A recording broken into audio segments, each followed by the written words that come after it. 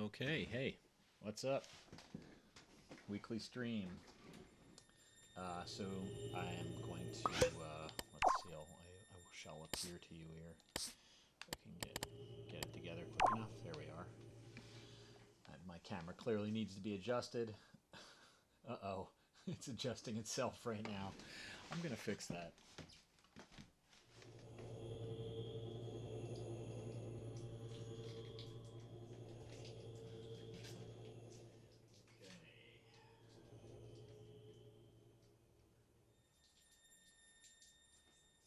That's about right. Let's see. Well, it's better. Okay. So, hello and welcome to the weekly stream of songs from the Robot Apocalypse. I'm Chris Burke, and SFTRA for short is a game theater hybrid piece. It will be premiered theatrically in a theater setting and using Little Big Planet scenery and characters projected on a screen on the stage with three actor/singers interacting with the virtual aspect of the piece. This is just my kind of my little pedestal here where I talk to you. So today we're going to do a slightly shorter. We're going to only do a half an hour today because it's a beautiful day out, frankly, and I want to go for a walk. I live about 6 blocks from Prospect Park, and I want to go see what it's like today in the park. So I've gotten a little bit more done on the song that if you were here last week, you saw me working on the old Ceph song. But I wanted to take a break from that for a short time and kind of start to prepare some of the underwater scenery. At the moment, this part of the plot is it's sketched out, but it's not completely written and finally in the script. So it's a little bit up in the air. And the reason why I'm doing this, I could have written the entire script or a treatment or something very specific, or at least relatively specific in terms of the story, the plot, and everything. And I did do an outline, a very loose outline. And the reason I'm doing it that way is because I do believe that, let me turn this up a bit. We're kind of quiet. I believe that what tends to happen with game production, game development, and my work in Little Big Planet in general is that if I have too strict a script, I'm not able to kind of take advantage of the changes, the ideas I get from the game itself. So while I'm building something, I might think, well, this would be really interesting to see. Let's try this. And maybe a new character is born. Maybe a new piece of scenery is made. So I'm trying to leave things a little bit unspecified as I work to let the visual production in Little Big Planet help determine what actually would look and sound and seem interesting to the audience. So with no further ado, let's jump out of here. Jump! So I'm going to go down into this particular set. This is a set I built about a year ago. It's not really completed, as you can see. You'll see there's this large object. You can get a sense of what's happening here by the sounds of the sound design here. There's a bunch of other stuff just laying around here. And there's no controlinator yet for me to operate things, but there's just kind of a predetermined set of camera angles. So if I go out of preview mode, you can see the cameras here, and there's the sound design, there's the sound tweakers, there's a timer here that makes things happen in a sequence, and the whole thing is triggered by the character sensor right below me there. Looks like a little character. That is, once it senses me standing above it, it'll trigger the entire event to happen. And so I'm going to just show you that real quick first. So here we go.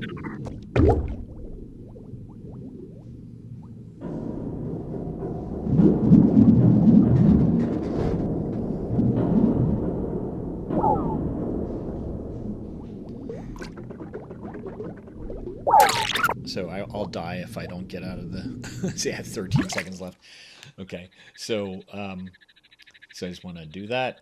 So you can see basically that this is an underwater scene. So what's happening here is aside from our very big and very mechanical, robotic-looking Nautilus. I don't know if you're familiar with the Nautilus or the Nautilidae, if I'm pronouncing that right, or Nautilidae. They're basically a mollusk, lives in the deep ocean. They're thought to be very interesting, very intelligent, and they have tentacles. They're related somewhat to cephalopods, but they are shellfish, so they're a mollusk. And this is basically my idea of what a robotic Nautilus might look like. I made it kind of a little Jules Verne-esque here with that wheel that was inspired by the design of the Nautilus seafaring vessel in 20,000 Leagues Under the Sea, the Jules Verne story. And when I was a kid, I saw the Disney film of the Jules Verne story, which really made a huge impact on me. So just this old kind of Jules Verne era, whatever you want to call it. I guess that would be steampunk style, somewhat. Um, and over here, all of the basic mechanisms. Well, first we can look at the scenery. I just kind of built this thing that looks like it could be the bottom of a dock or a building, kind of going into the water here. And you don't really see much of it from the angles I have, so I just kind of threw things around to make it look like it's been kind of broken up and shot down and destroyed by the robots. Just a bunch of different pieces of things. Um, there's other things happening over there which are not even related to this. This is a diving. What do they call these things? They're basically a diving pack for the scuba gear for the Sackboy.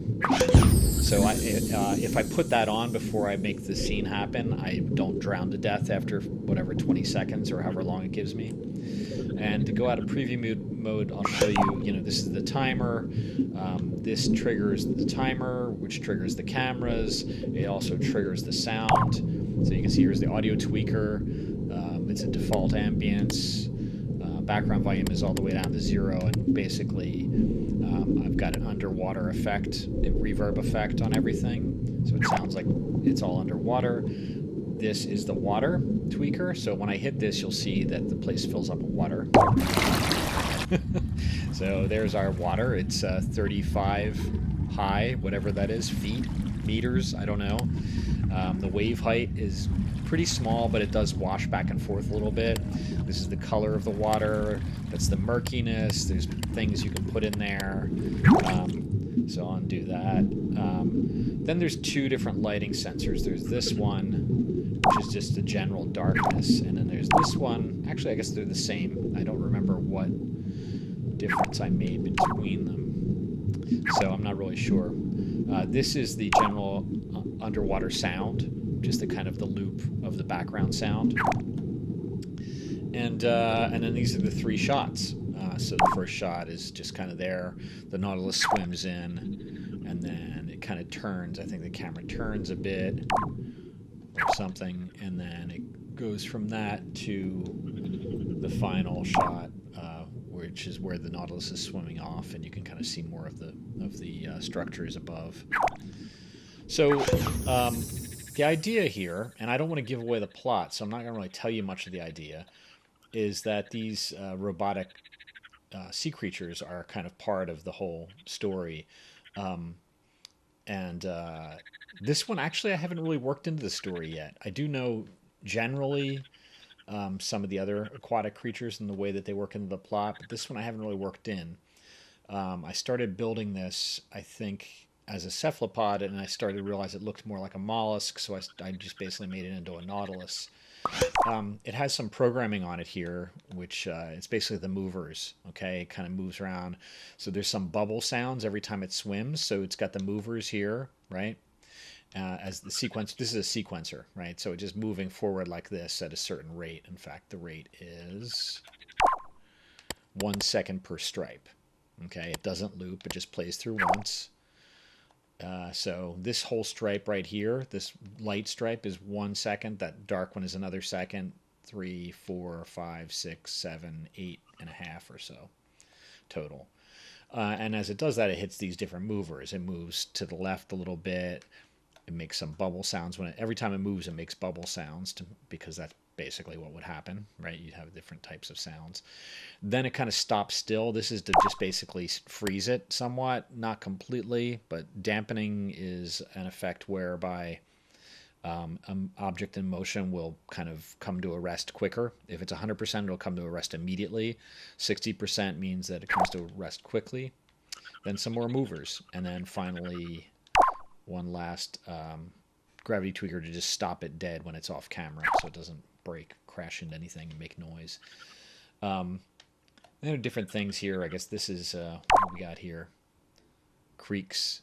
Squeaks and creaks. So that would be like the sounds of the thing operating, basically, the robot itself, the mechanical aspect of it. These are all motor bolts, and they are what are responsible for the movement of the tentacles. Each tentacle has a number of different parts, segments, and they are all controlled somewhat by these spring bolts. So a spring bolt doesn't actually, you don't program movement into it. It just basically responds to movement from its parent object. So in this case, the body of the Nautilus the whole leg there or tentacle is moving with this motor bolt or wobble bolt rather, and then the spring bolts all along that tentacle are responding to that motion. So you can imagine if it moves upward and stops, the spring bolt will allow the rest of the tentacle to continue upward slightly and then come back to a resting position in the middle. So that's what makes it look like kind of tentacles moving along. There's all kinds of stuff on these, as you can see. This is a speed sensor. When it hits a certain speed, it plays this sound, which is water bubbles. So this is basically just, again, to make it fairly realistic, because the tentacles would cause bubbles to happen. It would cause some sound to happen under the water as they move. There's a whole bunch of other stuff. This is a physics tweaker. These are needed because the way that I've connected these is with a third object, these rings. I don't know if you can see that right there, that circle. So that basically is pasted, right, kind of glued to this tentacle part, and then not glued to this tentacle part, but there's a bolt going through the ring into this tentacle part, so that this can move freely of this piece and still be, basically attached to it. So when we're in preview mode, it looks like kind of just a segmented tentacle. You can't see the ring itself. You can kind of see the outline of it a little bit. So that way it looks a little bit more natural as it moves. It took me a while to come up with that method of creating tentacle movement. Very important to program tentacle movement properly. And the physics tweakers are to make it so that the tentacle segments can actually overlap. It takes the collision off of that final segment, so that it can kind of go, move into the area where it would normally collide with this tentacle, but it doesn't because there's a physics tweaker on it, which has removed the collision. See, no collision. Okay, you can also change weights and things like that with physics tweakers. These are gravity tweakers, which basically make everything 100% anti-grav, so the gravity doesn't affect it.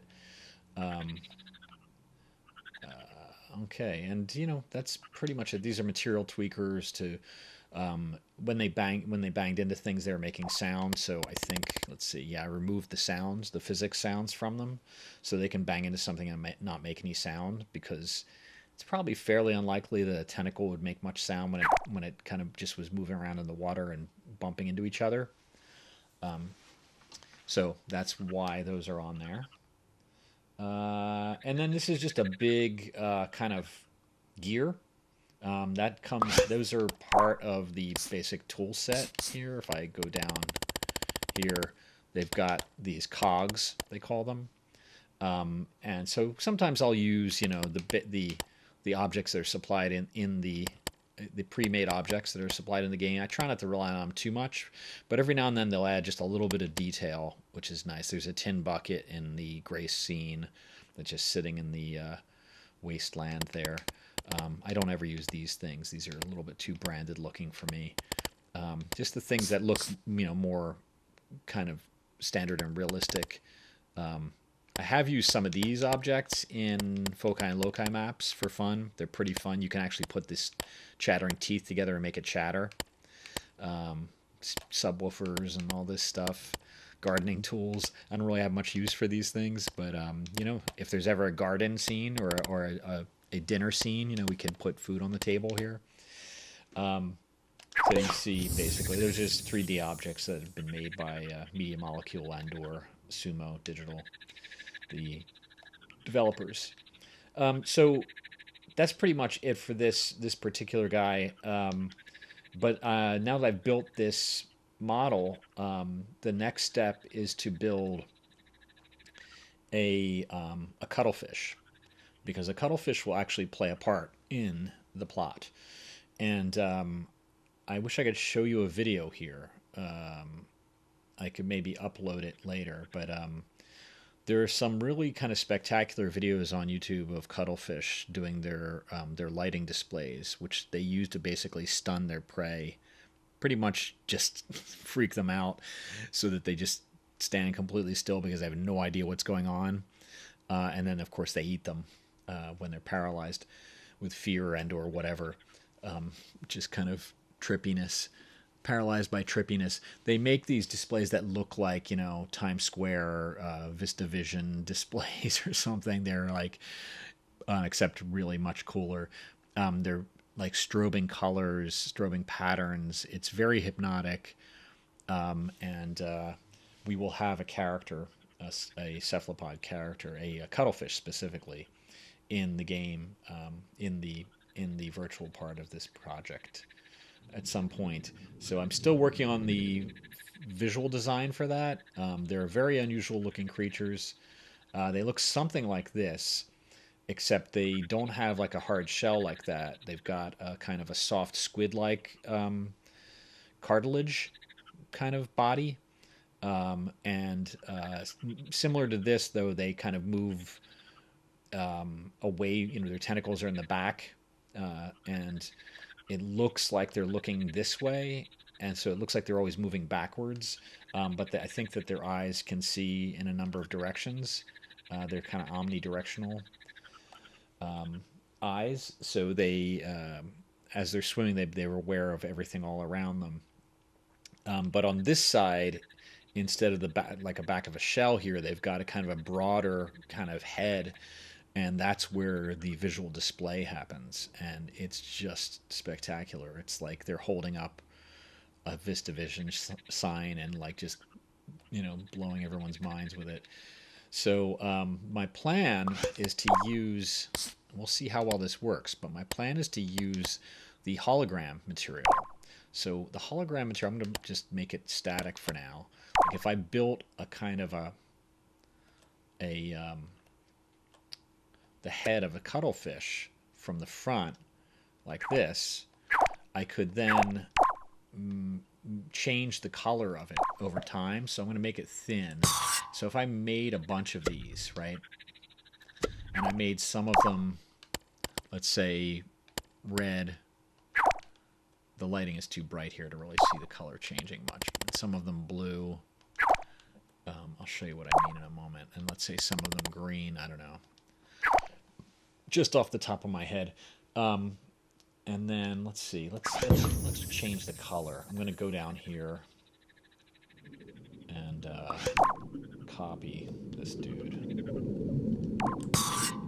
This is that lighting tweaker that made everything really dark and mysterious looking. I'm going to put it over here. I'm going to go back here and activate it.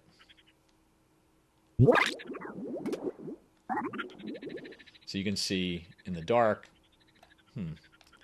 yeah, it's still not, let's see, I think we have to turn the lights down, the brightness down a bit. But it kind of strobes in an interesting way. So if we go down to like, yeah, so you can see that's a bit more blue looking. That's a bit more green looking. This should be red. And it's not because of the color correction. So let's make the color correction pretty straight up. Of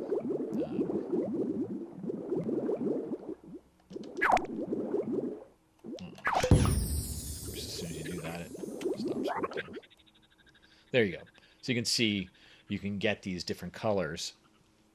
Actually, let's make it even darker so we can really see this effectively. So now if I activate that and come over here, you can see you can get this very vivid color from these things. So if they were, for instance, you know, let's do this. Just really quickly, I'm going to kind of throw a sequencer on it. Sorry, I'm spacing out. Where are my sequencers? Oh, they're right there. So let's just put a sequencer here. Oh. Excuse me. Yeah,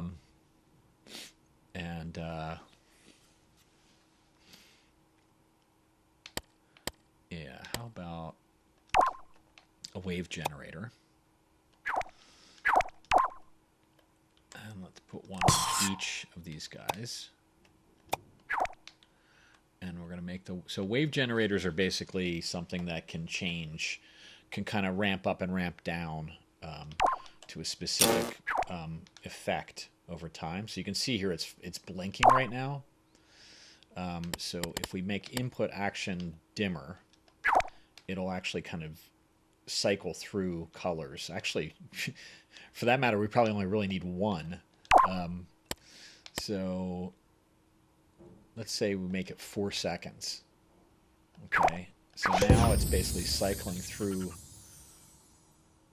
the colors, or I'm not really sure if it's cycling through colors or it's just cycling through brightness. For some reason, it's going greenish when it's at one end of the spectrum.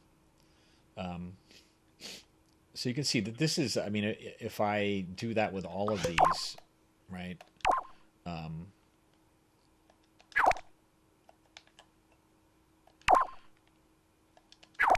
And then connect them, they'll all, I know, right, I have to set the input to dimmer, right?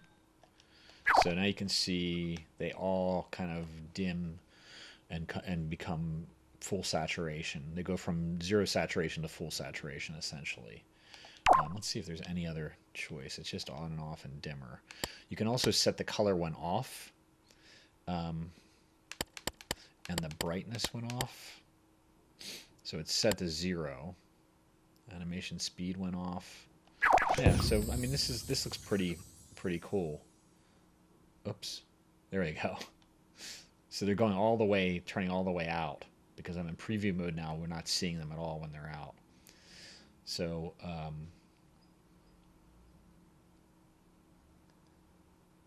so what we would want to do here, I think, is we'd want to start them, we'd want to stagger them.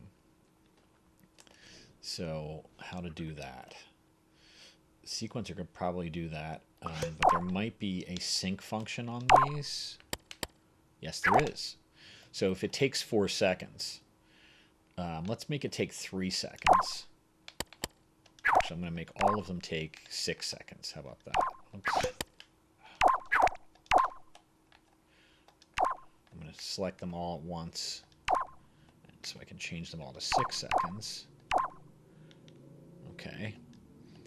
And then this one will be 0 sync. This one will be 2 sync. And this one will be 4 sync. And so what that means is that they'll be out of sync by 2 seconds, and then the last one is out of sync by 4 seconds.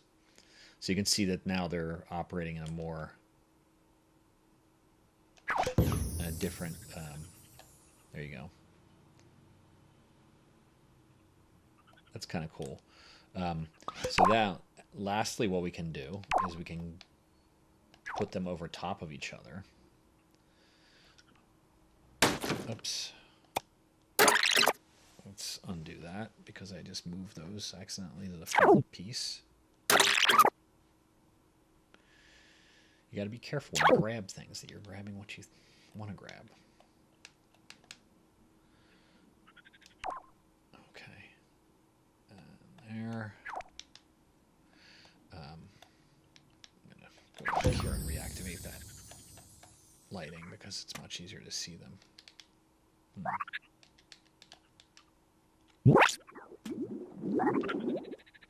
Okay.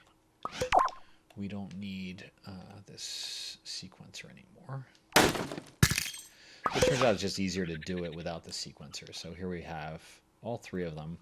So you can see it's kind of creating this very colorful display.